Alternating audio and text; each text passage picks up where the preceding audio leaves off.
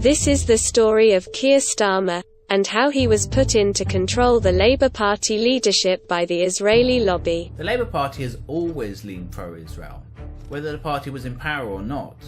That was until September 2015. Jeremy Corbyn, 251,000. When Jeremy Corbyn became leader of the party by a landslide.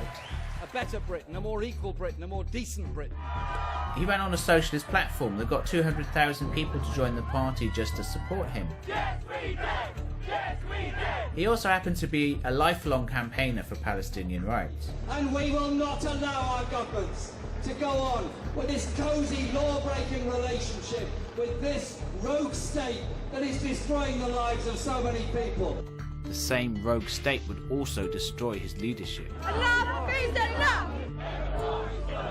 Corbyn would eventually be brought down by a false anti-Semitism crisis in the party, which was manufactured by three groups: the establishment media, the right-wing faction of his own party, and the Israel lobby in the UK. Jeremy Corbyn's under fire again for his handling of an anti-Semitism row. The words anti-Semitism. I'm sorry, you're putting an awful lot of words into my mouth. Huge row over anti-Semitism. Anti-Semitism is simply, totally wrong. Once at the head of Labour, now he's been suspended from the party altogether.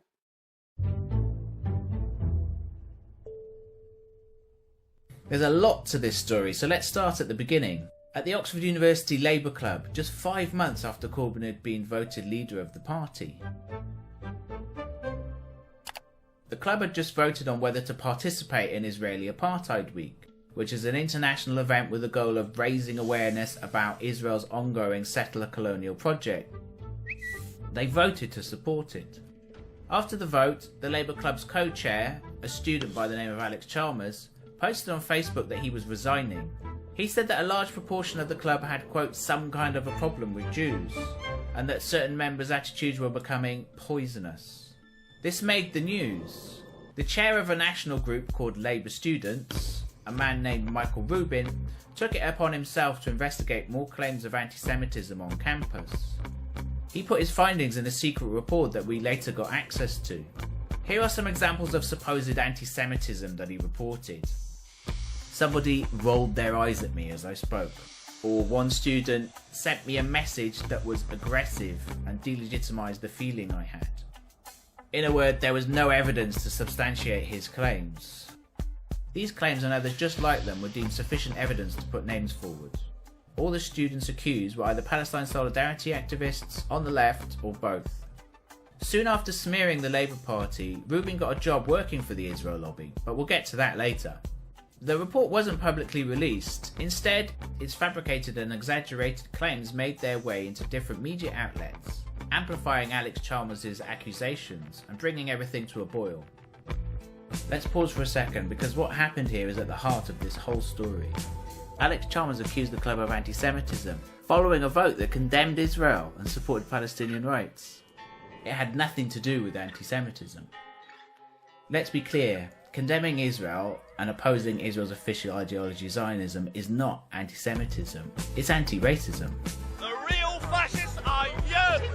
Conflating anti-Zionism with anti-Semitism has become a standard tactic used to silence Palestine solidarity activists, and it would bring down many more members of the party critical of Israel.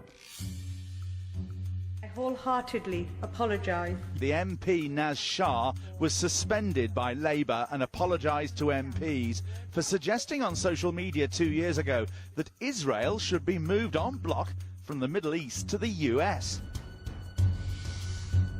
And the following month, she shared an image of Martin Luther King with the words, "Never forget that everything Hitler did in Germany was legal," and the hashtag Apartheid Israel.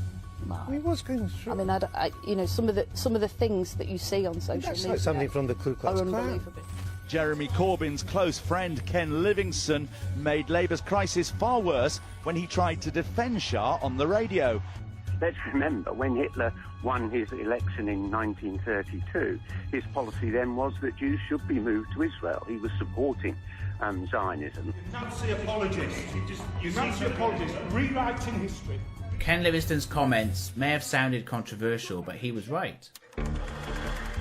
Before the Holocaust, Hitler's regime had a policy of helping the German Zionist movement in their programme of moving German Jews to Palestine in order to become settlers.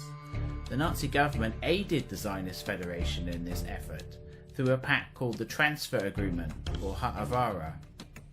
But these facts were ignored. Jeremy Corbyn faced immense pressure to condemn Livingstone and to throw him out of the party.